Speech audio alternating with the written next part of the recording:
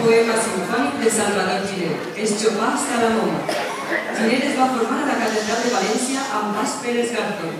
Esta formació inicial en l'àmbit religiós fue la que va marcar la seva dedicació a aquesta classe de música, destacant la composició de 9 misses de Requiem, una de les quals fou composada durant la seva estància a Madrid per als funerals de la reina Doña María de las Mercedes de Orleans. Impressionat per les obres pragmàtiques de Berlioz, va tindre una especial inclinació als poemes sinfònics, basats en temes valencians. Un dels poemes sinfònics més destacats és Chopin hasta la Moma, on descriu la popular processó del Corpus Christi de València.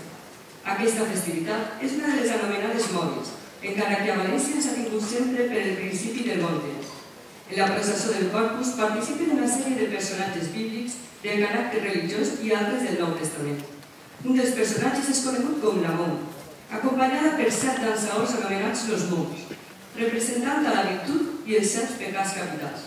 Segons la mitologia grega, los Momos representen la burla, front a la Moma, que és l'antítesi, la virtut, la gràcia, la rectitud moral i l'ordre. Un any, durant la processó a València, que sol durar més de 3 hores, comença una forta tormenta amb un gran vendaval i un enorme xaparró acompanyat de tots. La pluja deixa banyats a tots, inclòs la Moma. L'obra descriu el pas de la processó sorpresa per el xaparró que dispersa la comitiva. El fragor de la tormenta ressona amb força i s'escolta el so de la dolçaina i el tabalet, acompanyat per el repic de les castanyoles. El poema sinfònic acaba d'extingir-se els trons i el xaparró amb un final desbordant en el moment que penetra la catedral la monumental custòdia, acompanyada per el volteig de les campanes, el soroll de les traques i les notes de l'himne espanyol. Escoltem a la banda sinfònica amb la direcció de Ferrer Ferrer.